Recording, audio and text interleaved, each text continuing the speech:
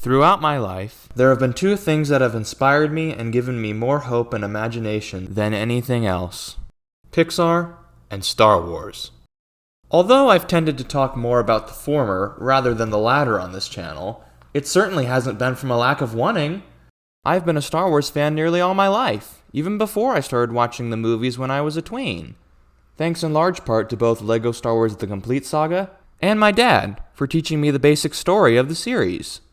And I've never been one to shy away from my love for the series either. I have mentioned it or referenced it on this channel countless times before, and have even made a few videos either solely dedicated to it, or including it alongside my other interests as well.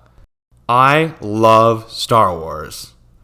However, lately I felt a great sense of sorrow, hurt, and even betrayal at seeing what Lucasfilm under Kathleen Kennedy's leadership has done to the series, turning the once great and illustrious franchise into a laughingstock among audiences, thanks to Lucasfilm's insistence upon integrating identity politics and force messaging into it, making it perfectly clear they are content with completely disregarding the legacy and vision its creator George Lucas had set in stone for it.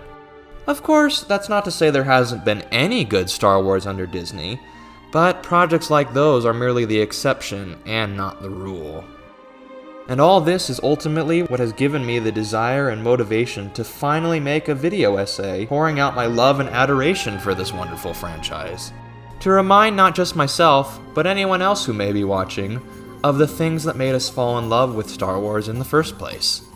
So today, I will be breaking down one of the most legendary and iconic scenes from my second favorite Star Wars film, Return of the Jedi, and explain why the scene works, why I love it so much, and how it affects the character arcs of both Luke and Anakin. So now, allow me to take you all beyond the stars, into a galaxy far, far away, as we dive into this amazing scene. Our story begins at Jabba's palace on the desert planet of Tatooine. From the gates of said palace enters one Luke Skywalker, clad in a black robe and cape. He's grown much since we last saw him in A New Hope and Empire. No longer is he a young, impulsive farm boy who rushes headlong into battles, but a much wiser and nobler Jedi Knight, who makes decisions with a more thoughtful approach. Yet the temptation of the dark side still surrounds him. As he attempts to bargain with Jabba the Hutt for his friend Han Solo's life, he begins to see that his attempts at diplomacy are going nowhere. So, Luke decides to take a more direct approach, telling Jabba that if he does not release Han, he will suffer the consequences, warning him not to underestimate his power. Sound familiar? Unfortunately, though, Jabba still doesn't take Luke seriously, and instead ejects him into his Rancor pit below. Although Luke manages to slay the beast and evade the clutches of death once more, this only further enrages Jabba, who now sees fit to execute him, alongside Solo and Chewbacca. However, having anticipated that something like this would happen ahead of time, Luke came up with a clever plan. If Jabba were to end up doing something along the lines of what had just been described, Luke would have R2-D2 and C-3PO in Jabba's care, so that when the time was right, he could retrieve his lightsaber hidden away inside R2, and then wreak havoc upon the Crime Lord's forces. And his plan works. Luke, along with some help from his friends, manages to take out Jabba's entire operation, but does so without exacting vengeance upon him directly, instead attacking his crew mostly out of defense for both himself and his friends, and not doing so in anger when he's attacking them either. But despite having managed to resist the dark side's pull this time around, this won't be the last time Luke will be tempted by it. After having defeated Jabba, Luke decides to venture away from the Rebel fleet for a little while to pay visit to an old friend of his, Yoda. Unfortunately, as he soon comes to realize, old age has finally caught up with his master, and so Yoda can no longer train him. But Yoda reassures Luke that he no longer requires any more training from him, and that he already knows everything he needs to. Yet one thing remains: Vader. Only when Luke has faced his father once more and defeated him will Luke truly become a Jedi. But Luke cannot bring himself to do that, Facing Darth Vader once again means that he will have to kill him. And that is something which Luke outright refuses to do. In spite of having been told repeatedly by Obi-Wan and Yoda that killing Vader is the only way to achieve victory, Luke, out of love for his father, rejects that idea. Some might say that this is contradictory to the Empire Strikes Back's message about respecting your elders, but it really isn't. By refusing to kill Darth Vader, Luke is actually showing his father, and most important elder, the most respect he possibly could, perfectly showcasing his growth from the previous film. Before, Luke would have rushed off to confront Vader without a second thought, but now that he's older and wiser, and knows the truth about who Vader really is, out of love and respect for the man his father once was, Luke is trying to come up with a more considered and thoughtful approach in defeating him.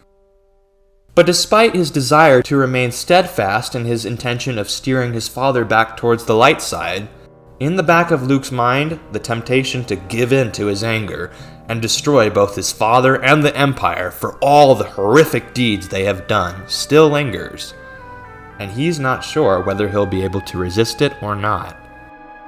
Elsewhere in the galaxy, Lord Vader is also going through his own fair share of internal conflict. Although Vader was initially disappointed in his son's decision not to join him in the previous movie, he still refuses to give up on converting Luke to the dark side.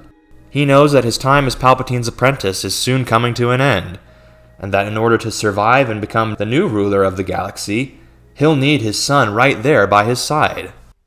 But deep down, he also has another ulterior motive for having kept his son alive this long. Though Vader refuses to admit it, he truly does love his son, which is why he wants him back, so he can instruct and guide him like a parent should.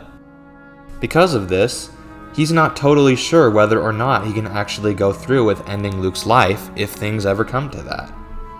But at this point, Vader thinks that he is too far gone to ever change, and cannot imagine a life outside of the dark side. So, he does what he always does, and buries all these feelings way down deep inside, where he thinks that no one will be able to find them.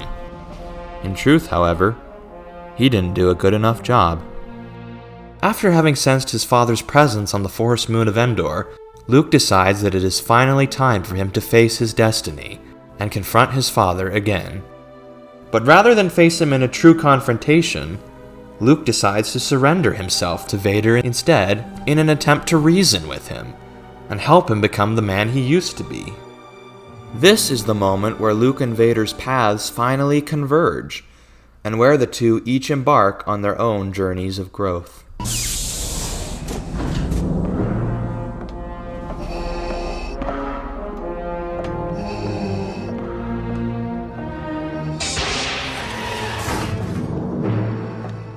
This is a rebel that surrendered to us.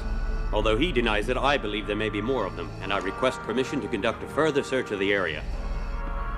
He was armed only with this.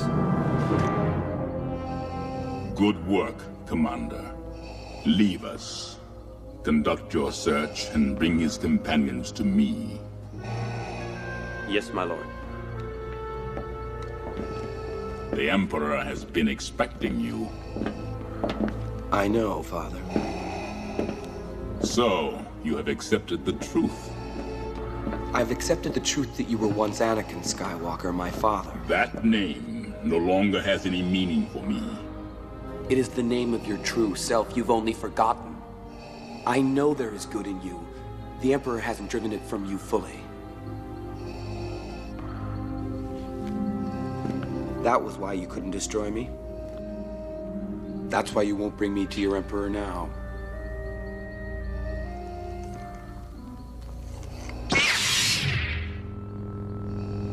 I see you have constructed a new lightsaber.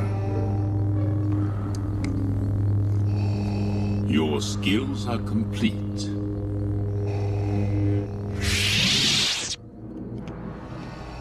Indeed, you are powerful, as the Emperor has foreseen.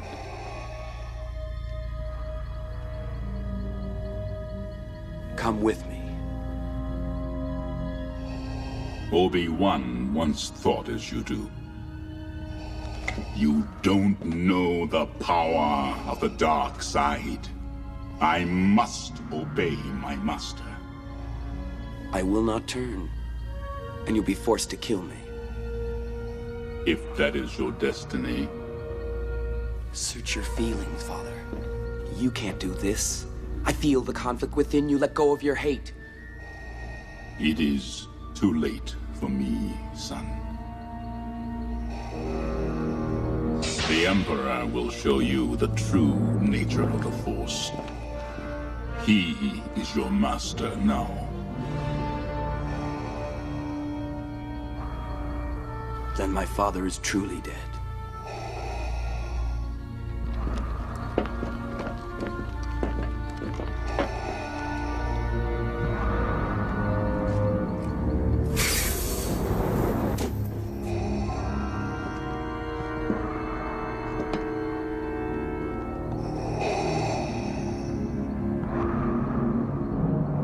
Luke saying that his father is truly dead is what marks the turning point for each of them. By this point, Luke has begun to lose faith in the idea that his father can change, and now believes that the only way for him to defeat the Emperor is to stand against him alone, or die trying. But unbeknownst to Luke, his hopes were not entirely unfounded. His words, "Then my father is truly dead," pierced Vader's soul like the sharpest of knives, truly shaking him to his core. Devastated by the thought that his own son no longer sees his father in him, Vader's feelings of regret and self-loathing over everything he has done all come rushing back into his mind. Yet, they are met by an even stronger desire to change as well. Although once again, Vader tries suppressing these feelings, Vader can't keep them under control for much longer, and it's only a matter of time before he finally surrenders to them. But for now, Vader decides to continue in his evil ways and bring Luke before the Emperor. Now, Luke stands face to face with the man behind it all, the one who has not only wreaked so much death, destruction, and suffering upon his friends and family, but upon the entire galaxy as a whole. Yet, in spite of all that Palpatine has done, Luke refuses to give in to his anger when facing him, knowing that doing so would be giving the Emperor exactly what he wants. But Palpatine was well prepared for this. Expecting Luke to make an attempt to resist him, Palpatine came up with a devious plan. Revealing to the young Jedi that it was he who allowed the Alliance to know the location of the Death Star 2's shield generator on Endor, Luke is forced to watch as the Rebel fleet is caught in a seemingly hopeless battle against the might of the Imperial Navy. Though Luke still tries to resist the urge to give in and kill Palpatine in anger, the horror of watching his comrades gunned down causes him to finally reach a breaking point and surrender to the temptation.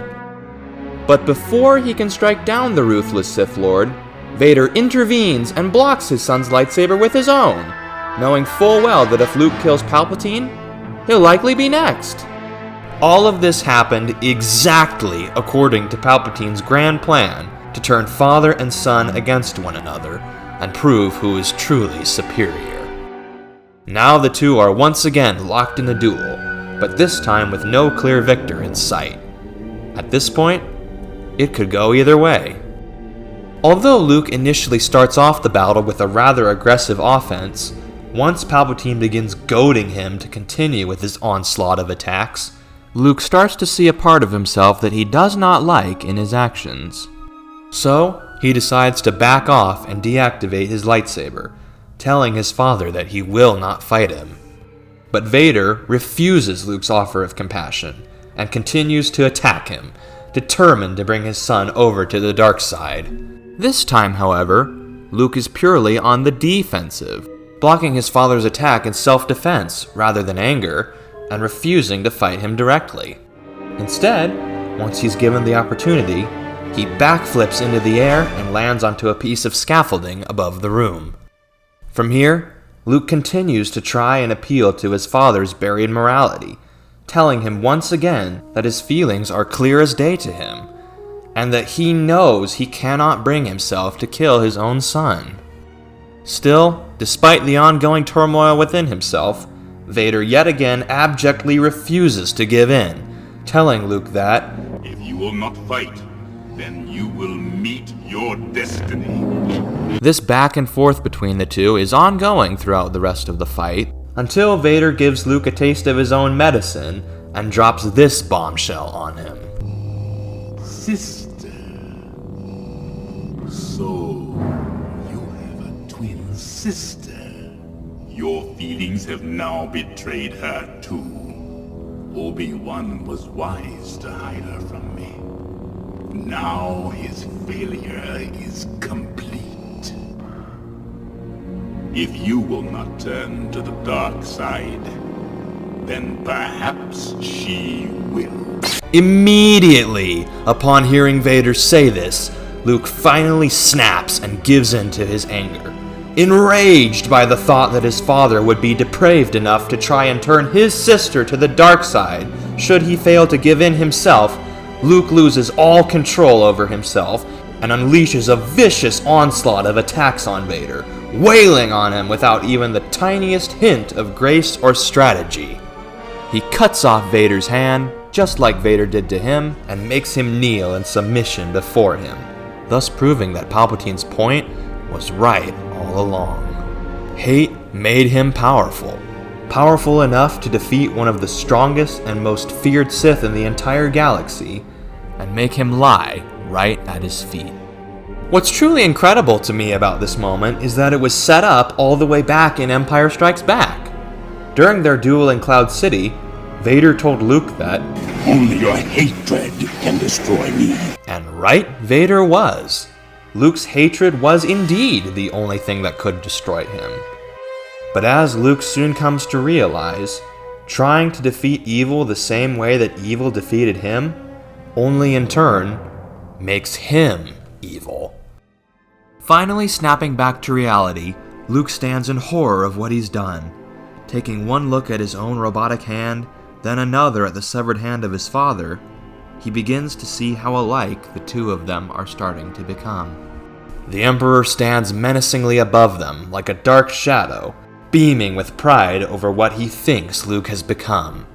But to his shock, in spite of everything, even after all the attempts to provoke him into anger and madness, Luke refuses to allow himself to meet the same fate as his father and become consumed by his own darkness.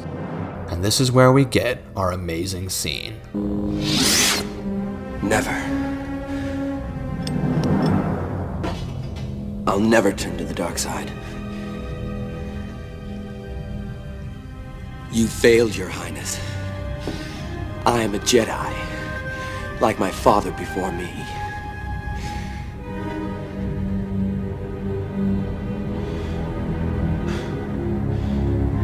So be it, Jedi. What a truly breathtaking and awe-inspiring scene. In this moment, Luke Skywalker, the last remaining Jedi Knight, stood tall in the face of immense and overwhelming evil and held his ground against it. In spite of all the goading and prodding from both his father and the Emperor to give in to the evil that had plagued him for so long, and having very nearly given in to it, he resisted that temptation to the very end. For he would rather stand and die as a heroic Jedi Knight than live as a servant of evil. And as one final act of defiance, he throws his lightsaber off to the side, triumphantly announcing that he is a Jedi, like his father before him, and that Palpatine will never break him. There is something so poetically beautiful about Palpatine, one of the most anti-Jedi individuals in the entire galaxy, the man who made it his life's mission to eradicate them from existence, being the first one to recognize this and call Luke a Jedi. In spite of his immense hatred for their kind, even he cannot deny that Luke's unyielding resistance towards his temptation is a defining trait of a true Jedi. And what does Palpatine do in response to this, you ask? He blasts Luke with Force lightning to torture him for not turning, intent on making his last moments as excruciatingly painful as they can be. As thousands of volts of electricity course through his body, Luke cries out in agony.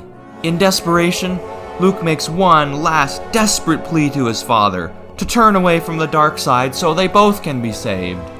Vader sees this and stands in terror of the horrific sight unfolding before his very eyes, his own son being slowly tortured to death by his master. And suddenly, after years of laying dormant within him, Anakin is finally reawakened.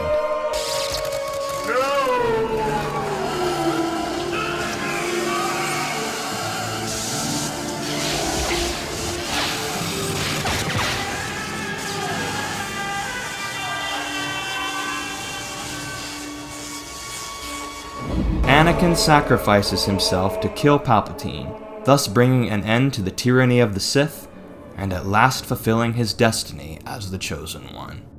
This right here is why Anakin is my favorite character in all of Star Wars, and one of my 3 favorite fictional characters in general. Throughout most of Anakin's entire life, he was never truly free. First, he was a slave at birth to Gardulla the Hutt, then he became a slave to Watto, then he basically became a slave to the Jedi Code, and finally, he became a slave to Palpatine. For the first time, Anakin truly made a choice of his own volition, but sadly, it came at the cost of his own life. Anakin is proof that no matter how far we think we may have fallen, or how many wrong things we have done, we always have a choice in the end. A choice to be better. At the end of the day, Star Wars may be the story of Anakin Skywalker, but I would argue that his son doesn't get nearly as much credit as he should. If not for Luke's undying love and compassion for his father, Anakin never would have been able to break free from the dark side's hold upon him and fulfill his destiny as the Chosen One. Anakin might be the most important character in the story, but I believe that Luke is the second most important. And this scene proves that. Something that might surprise you about this scene, though, and which even surprised me, is that a lot of fans don't like one specific change that was made to it. What is this change, you might ask? The addition of Vader screaming "No!" before lifting Palpatine and hurling him down the reactor shaft.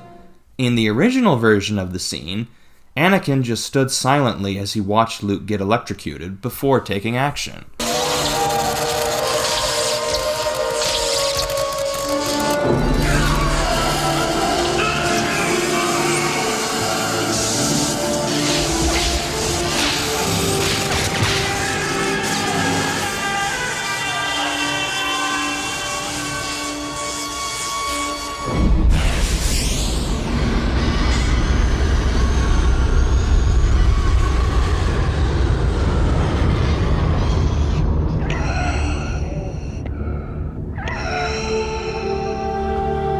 However, in the special edition, just before Anakin picks up his master to save his son's life, he cries out, "No!"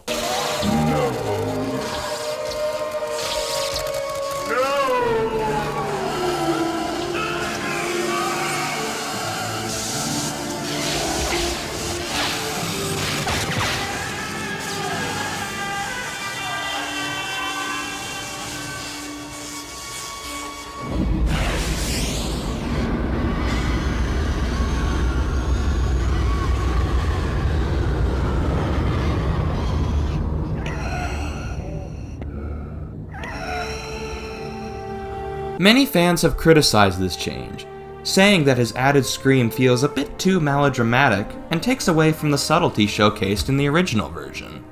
And sure, while I do think there is something to be said for the subtlety shown in the theatrical release, I would actually go out of my way to defend this change, as I believe that it is the superior version. In my opinion, the added cry of Anakin saying, makes the scene so much more powerful, because it shows how for the first time in a long time, Anakin's true spirit had broken free from the prison that was Darth Vader in an impassioned, uncontrollable burst of emotion, and was here to stay forever. Another thing to consider is this. Put yourself in Anakin's shoes. If you saw your child getting brutally tortured, would you just stand there in silence? Or would you scream out at the situation and leap in to try and stop it? My guess is you'd probably do the latter. All these things go a long way towards making the scene a lot more impactful, in my opinion, and is, in my eyes, one of the greatest changes George Lucas ever made to his original 3 movies by far. But now, after all this, we finally move on to Anakin's death and his triumphant rebirth as a Force ghost in the film's climax. My favorite moment in all of Star Wars. As Luke drags his father's limping body towards a nearby Imperial shuttle, we come across 2 very subtle but very significant details. The first of these being a loose white flap on Luke's black jacket, opened up during their escape. At first glance, this might seem like nothing of note, but it's actually a clever way of driving home the point that in spite of all the temptation Luke faced towards the dark side, the purity within himself was always there, and is what ultimately won out in the end. The second detail is a much sadder, but also very touching one. During the scene, we see how despite the fact that Luke's attempt to carry Vader to safety is clearly visible to the other Imperials evacuating, none of them bat an eye at it or make any attempt to help. For none of them truly respected Anakin when he was Vader, only fearing him. This goes to show how Luke truly is the last person in the galaxy at this point who really loves him. But that is more than enough for Anakin. Even though he knows that his time is short and he hasn't much longer to live, at least he can die happy, knowing that someone could see him for who he truly was, even if he couldn't himself, and at long last find both his innate goodness and his humanity restored. This is what makes Anakin's line to Luke about how he has already saved him so poignant, because even though Luke failed to save his physical body from ruin, he's saved something so much more important than that: Anakin's soul. And with that, Anakin finally passes on, having lived a life full of tragedy and regret, but dying as a changed man, content with the knowledge that he is loved by his son, and that he has last fulfilled his destiny as the Chosen One. In honor of his father's love and sacrifice for him, Luke takes his armor and places it upon a funeral pyre, burning both the armor itself and the name of Darth Vader along with it.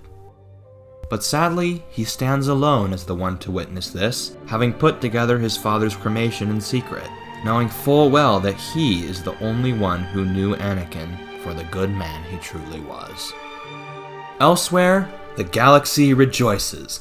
The Empire has at last been defeated, and its rule is at an end. While fragments of it still remain, its stranglehold over the galaxy no longer does, and with it now in a severely weakened state, the rebellion can begin to rebuild the old Republic into a new and better one. And Luke can begin to restore the Jedi Order as well. On Endor, the entire rebellion celebrates their victory, complete with music, dancing, hugs, and laughter. At last, they have accomplished the task that many thought impossible, having endured all the hardship, loss, and sacrifice that came with it to the bitter end together, and now have been rewarded for it. Luke embraces Han and Leia in a hug of his own, very proud of the journey he's walked with them and how far they've all come as people. But while the rest of them all continue to bask in the glory of their triumph, Luke takes a moment to exit the party and stare off into the distance. From there, we see the Force ghosts of Obi-Wan, Yoda, and even Anakin himself appear, glistening before him. Not a word is spoken or exchanged between them, but their faces and body language say it all.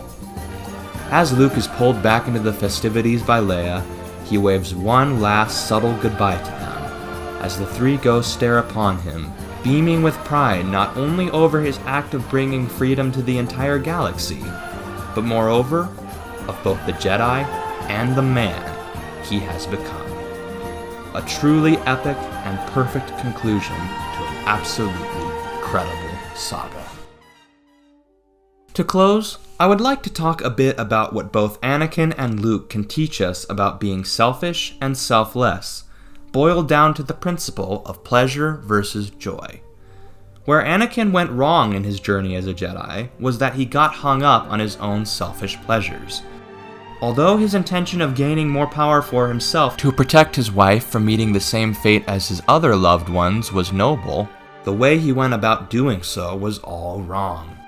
For it came from a place of greed, of having to have all the power he possibly could, without considering others in the process and doing whatever he had to do to achieve it. And that is what led him to ruin.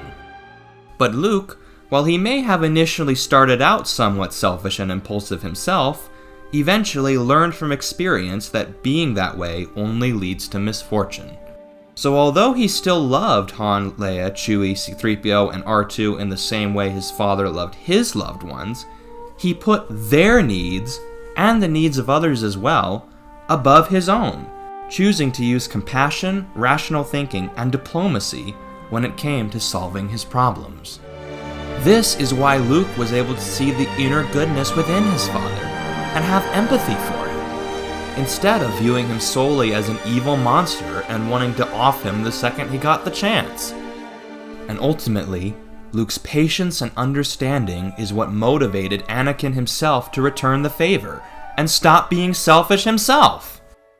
In a speech, George Lucas once described how this concept of living selfishly versus selflessly is one of his fundamental philosophies for life, perfectly encapsulating not just the difference between the journeys of Luke and Anakin, or the philosophies of the Jedi and Sith themselves, but more importantly, just a better and more fulfilling way to live.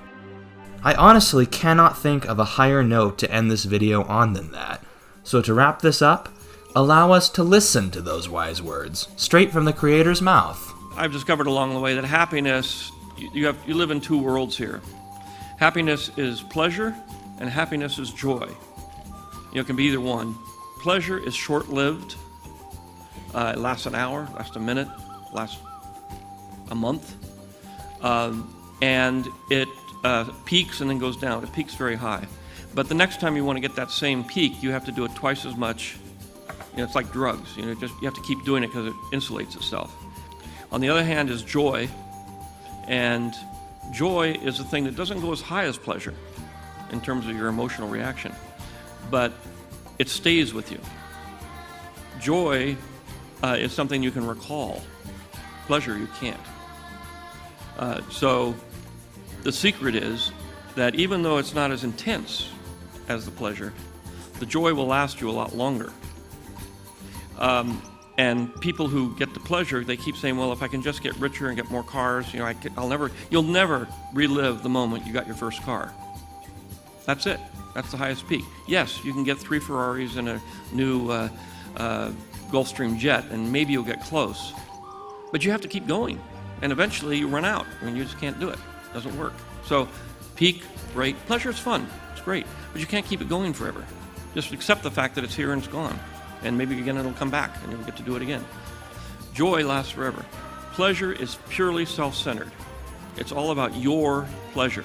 It's about you. It's a selfish, self-centered emotion that's created by a self-centered motive of greed. Joy is compassion. Joy is giving yourself to somebody else or something else. And it's a kind of thing that is, in its subtlety and lowness, much more powerful than pleasure. If you get hung up on pleasure, you're doomed. If you pursue joy, you will find everlasting happiness.